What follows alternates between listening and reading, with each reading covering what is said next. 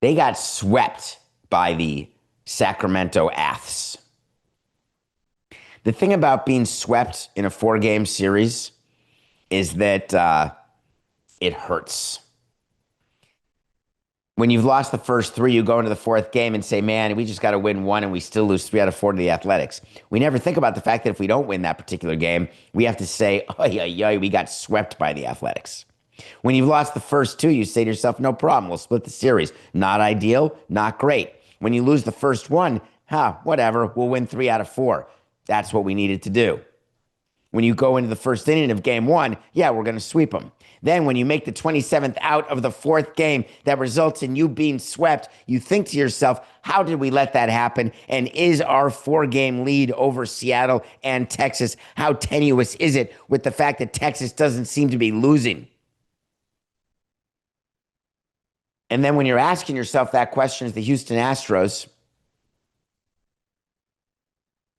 and it may or may not have come up when I was spending time with Jim Crane this weekend, talking about the Astros, talking about the way things are. Possible that he could have imagined the injuries that his team has had. The thing about injuries is that you'd think that Houston, with its payroll and with its dynasty and with its money, that they'd be able to overcome injuries. They've got the money to do that. They don't. Even the 29 owners, presidents, all recognize it's really just the Dodgers who get to overcome injuries. It's the Dodgers who get to keep signing players. Houston's more like the Marlins than the Dodgers. That's how big a difference there is between the Dodgers and everybody, and specifically the Astros. So when the Astros have to grow their injured list, when they put another starter on the injured list on Friday, I started doing the count, and it's 18.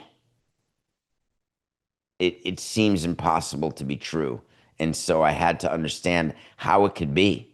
How can they have 18 people on the list? 18 people on the injured list. All I kept thinking is that is a way for me to have more paper to read when I get an update on every one of the 18 every day. But even amongst the bad news of putting a starter on the injured list with the old dreaded elbow inflammation, the worst news of the weekend was not being swept. The worst news is that there's a hamstring strain by the Astros third baseman. You may remember him. He's an all-star.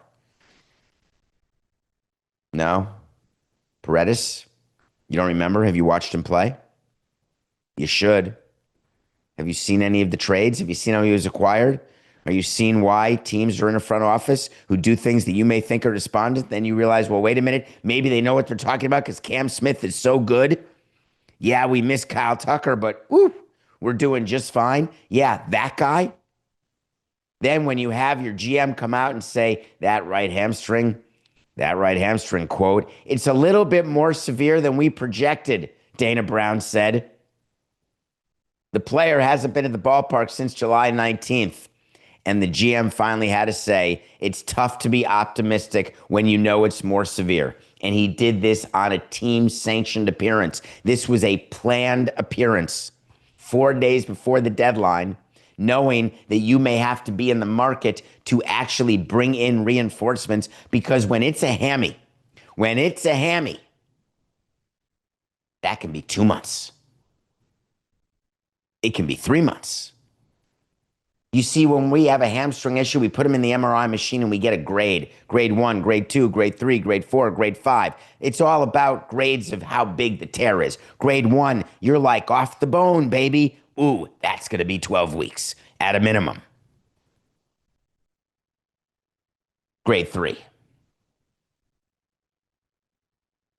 You get the explanation from your training staff.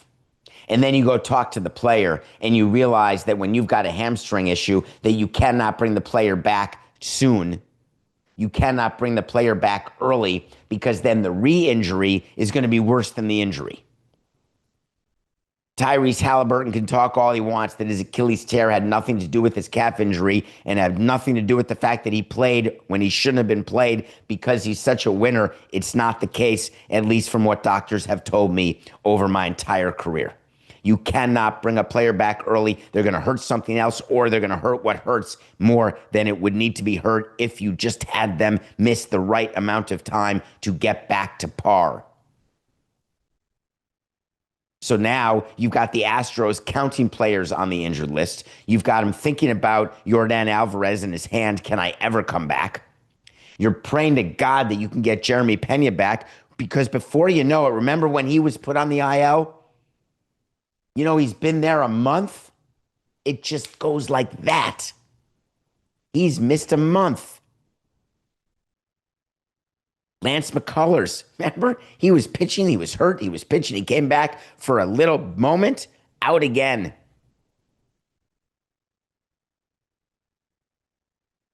How do you not buy when you're the Astros? Same as the Yankees, I suppose, except they've won more World Series recently. Don't you sort of buy, but not go bye-bye? I'm never going to say all in. I think it's a stupid expression, but I like selling. Selling, really selling. Buying, buying, really buying.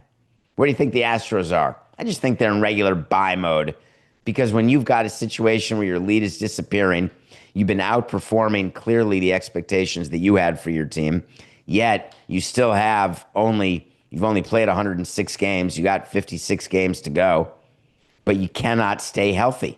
You can't really buy into that scenario. So I'm interested what will happen with the Astros. They're a team I am most certainly watching.